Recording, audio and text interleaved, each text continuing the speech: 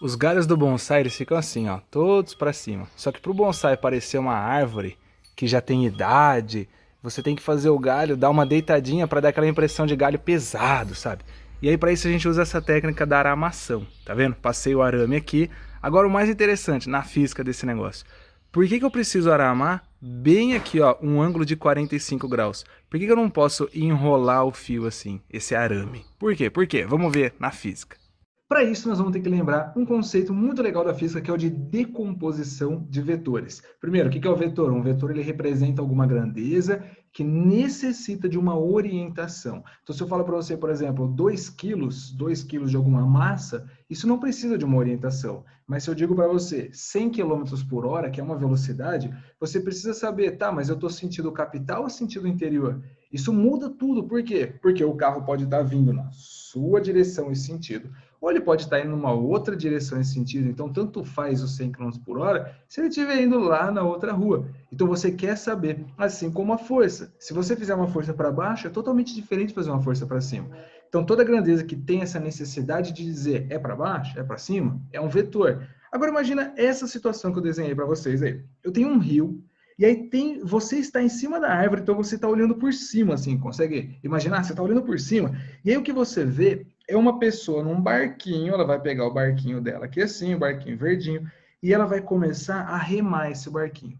Aí, a hora que ela começa a remar esse barquinho, ela vem andando e você enxerga essa pessoa remando, remando, remando para frente e ela chega aqui. Logo, você consegue deduzir o seguinte: a água está totalmente parada, é uma lagoa e ela está remando para cá? Não. Essa situação é pouco provável. Você está num rio, a água sempre corre. Então, o que provavelmente aconteceu aqui? Ao mesmo tempo que essa pessoa, ao mesmo tempo, simultaneamente, ao mesmo tempo que essa pessoa remou o barquinho de margem a margem, ao mesmo tempo que a pessoa rema o barquinho de margem a margem, a correnteza do rio arrasta ela para a direita. Então, eu tenho um vetor que é a velocidade da remada da pessoa, e eu tenho um vetor que é a velocidade do rio. O rio vai arrastar ao mesmo tempo que ela vai remar. O que você vai enxergar ali de cima é ela andando na diagonal. Agora, o que é uma decomposição de vetores, uma composição de vetores? É assim, ó. Quando eu falo para você composição de vetores, eu juntei dois vetores. Então, eu peguei as duas velocidades, que são velocidade do remo e velocidade do rio, e montei a velocidade que você está enxergando em cima da árvore. Então, você em cima da árvore enxerga a velocidade na diagonal, que é a composição.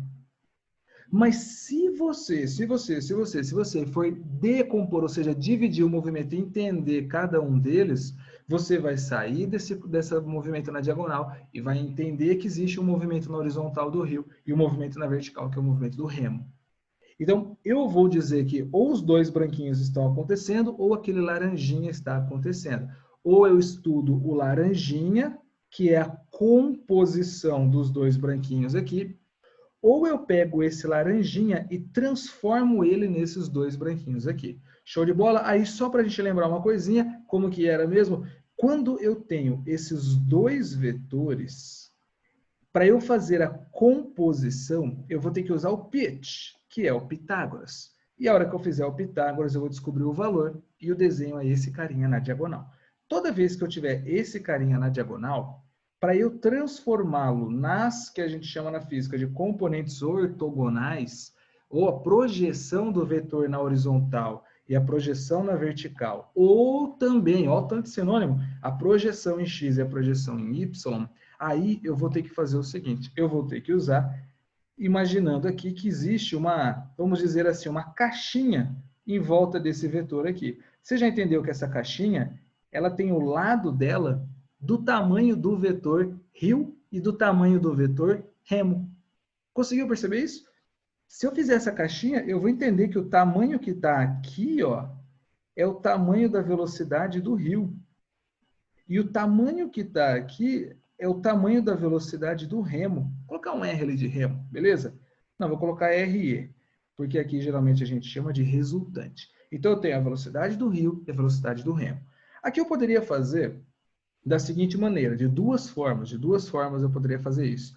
Eu poderia usar a decomposição de vetores, imaginando que se aqui tem um vetor, aqui tem um outro vetor, e aqui tem um outro vetor, e eu fiz essa caixinha, eu estou enxergando ali um triângulo. Você não tá? Eu tô enxergando um triângulo aqui. Ah, monstro, olha o triângulo lá, bonito. Geralmente a gente chama o ângulo de θ.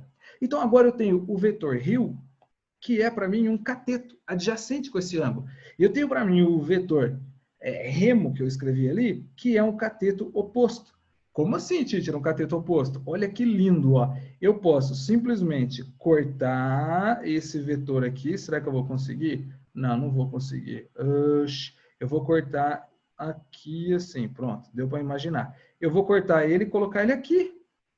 Dá na mesma. Se ele ficar aqui ou aqui, dá na mesma, porque eu fiz a caixinha e ele é o tamanho do lado ali. Só que agora eu posso usar a relação de seno e cosseno, que ficaria assim. O seno do ângulo θ é o cateto oposto. Opa, deixa eu trazer para cá, minha cabeça está na frente. Que é o cateto oposto ali, que é a velocidade do remo. Então, a velocidade do remo dividido pela velocidade que a pessoa em cima da árvore está enxergando, que a gente chama de velocidade resultante, ou vetor resultante. Se eu usar o cosseno de θ aqui, o que vai acontecer é, eu estou usando o cateto adjacente, que é a velocidade do rio, dividido pela velocidade resultante. Então, eu consigo usar a relação de seno e cosseno dentro desse triângulo e, ó, já era. Firmeza? Agora, uma outra coisa que poderia acontecer também. Muitas vezes o exercício, ele traz para você um quadriculado assim, ó. Ele coloca tudo um quadriculadinho. E aí ele faz o quê? Ele desenha o vetor na diagonal aqui. Bom, aí eu tenho que fazer a caixinha. Olha que suave. Se eu fizer essa caixinha aqui assim, olha que lindo, velho. A hora que eu olhar o tamanho dessa caixinha, eu vou ver que ela tem 3 quadradinhos. A hora que eu ver o tamanho dessa caixinha, eu vou ver que ela tem 3 quadradinhos também. Vamos supor que, na escala, esse quadradinho seja 1 metro por segundo. Então, eu sei que a velocidade do rio é de 3 metros por segundo. E eu sei que a velocidade ali para cima é de 3 metros por segundo. Tá, Tidia, mas agora, o que tem a ver com esse bonsai? Esse bonsai, olha que lindo, ele está aqui. Show? Eu vou fazer a mesma coisa, então. Eu tenho a força no arame para cá, ó. A força no arame está para cá. Mas a gente acabou de ver que todo vetor que está na diagonal pode ser decomposto em x e y. Então, se eu for olhar para o arame aqui embaixo, é como se ele tivesse parte da força para cá e parte da força para cá. Para que eu uso essas duas forças, então? A força que está na vertical, eu consigo baixar o galho ou subir o galho. A força que está na horizontal, eu consigo fazer aquele movimento de sinuosidade do galho. Sabe, ao invés do galho ficar retinho, eu consigo fazer ele indo para frente e para trás, assim.